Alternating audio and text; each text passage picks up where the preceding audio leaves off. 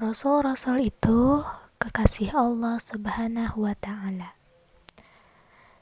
Keimanan seseorang itu tidak sah sampai ia mengimani semua nabi dan rasul Allah Subhanahu wa Ta'ala dan membenarkan bahwa Allah Subhanahu wa Ta'ala telah mengutus mereka untuk membimbing dan mengeluarkan manusia dari kegelapan kepada cahaya kebenaran.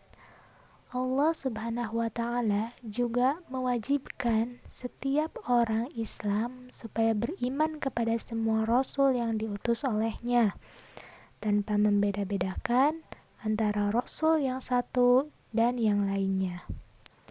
Di antara para rasul itu, ada yang diceritakan dalam Al-Quran dan ada pula yang tidak diceritakan dalam Al-Quran. Adapun rasul-rasul yang diceritakan dalam Al-Quran berjumlah 25 orang. Pada setiap umat pasti ada rasul sebagai teladan hidup yang harus diikuti ajarannya dan diteladani jejaknya.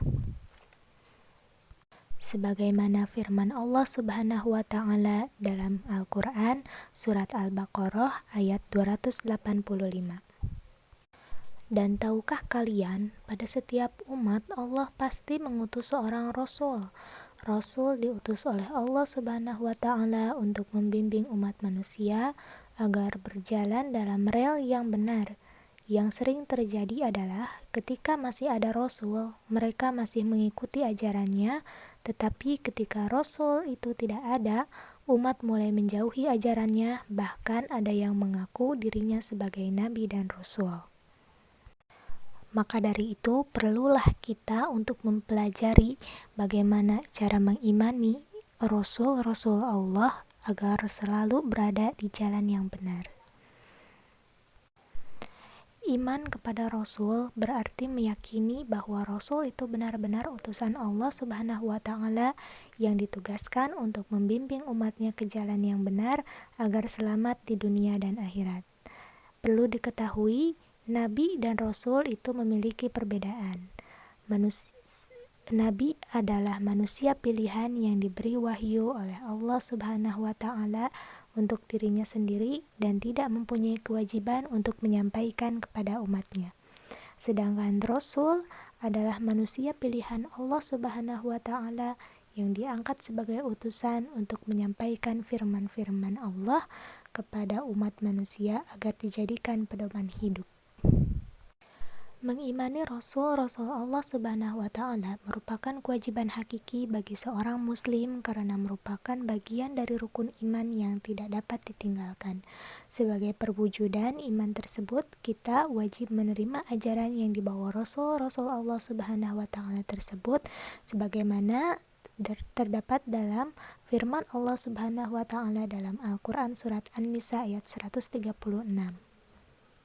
Dan perlu diketahui teman-teman semuanya, sifat-sifat Rasul Allah Subhanahu wa Ta'ala itu ada 3, yaitu yang pertama ada sifat wajib, yang kedua ada sifat mustahil, dan yang ketiga ada sifat jaiz.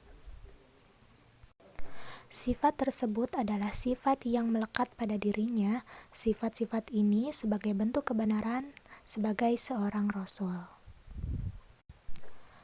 Sifat wajib artinya sifat yang pasti ada pada Rasul.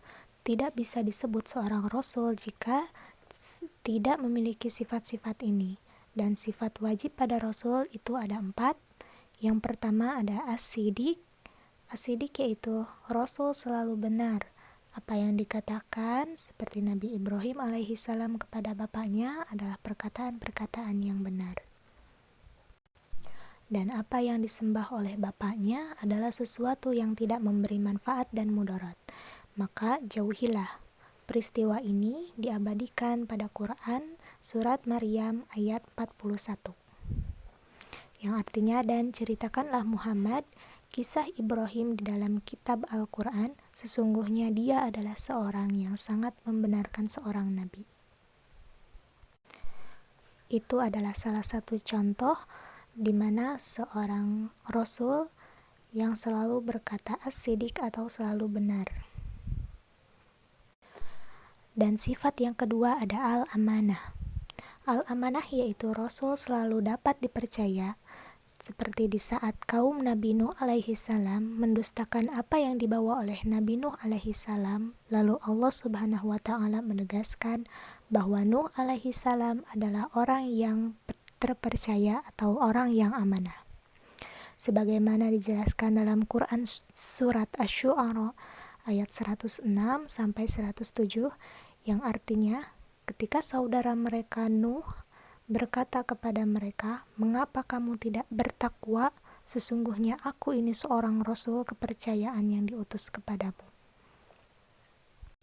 Dan itu merupakan salah satu sifat al-amanah Rasul yang diceritakan dalam Quran.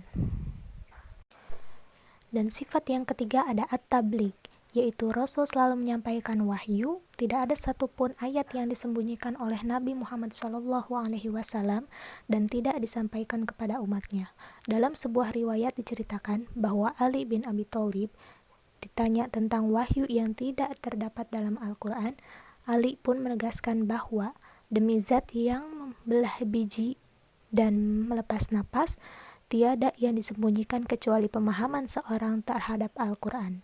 Penjelasan ini terkait dengan Al-Quran, surat Al-Maidah ayat 67. Dan sifat yang keempat ada al-fatonah, yaitu Rasul memiliki kecerdasan yang tinggi. Ketika terjadi perselisihan antara sekelompok kabilah di Mekah, setiap kelompok memaksakan kehendak untuk meletakkan Al-Hajar Aswad atau batu hitam di atas Ka'bah. Lalu Rasulullah SAW menengahi dengan cara semua kelompok yang bersengketa agar memegang ujung dari kain itu. Kemudian Nabi meletakkan batu itu di tengahnya dan mereka semua mengangkat hingga sampai di atas Ka'bah. Sungguh cerdas Rasulullah SAW. Setelah 4 sifat wajib Rasul, ada pula 4 sifat mustahil Rasul.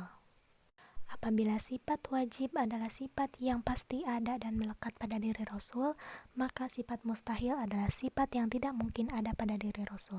Sifat mustahil ini adalah sifat atau lawan dari sifat wajib Rasul. Yang pertama ada al-kizib, yang artinya Rasul itu mustahil bohong atau dusta. Terdapat dalam Quran surat An-Najm ayat 2 sampai ayat 4. Yang kedua ada al-khianat, yaitu mustahil Rasul itu berkhianat. Terdapat dalam Al-Quran surat Al-An'am ayat 106. Yang ketiga ada al-kitman, yaitu mustahil Rasul menyembunyikan kebenaran. Terdapat dalam Al-Quran surat Al-An'am ayat 50. Dan yang keempat ada al-baladah, yaitu mustahil Rasul itu bodoh. Karena meskipun Rasul tidak bisa membaca dan menulis, tetapi Rasul itu tetap pandai. Terdapat dalam Quran surat Al-A'raf ayat 199. Di samping Rasul memiliki sifat wajib dan juga sifat mustahil, Rasul juga memiliki sifat jaiz, yaitu tentu saja sifat jaiznya Rasul dengan sifat jaiznya Allah Subhanahu wa taala sangat berbeda.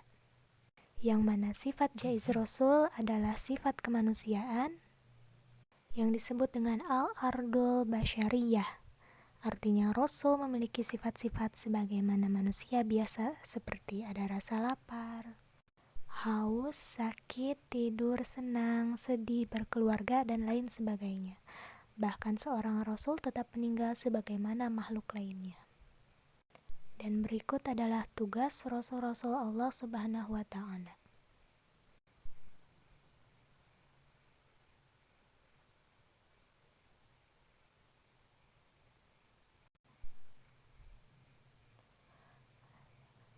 Dan pentingnya orang Islam beriman kepada Rasul bukan tanpa alasan.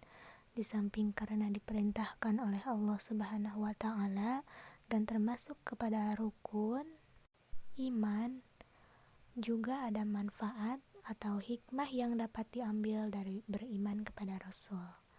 Di antara manfaat dan hikmah beriman kepada Rasul adalah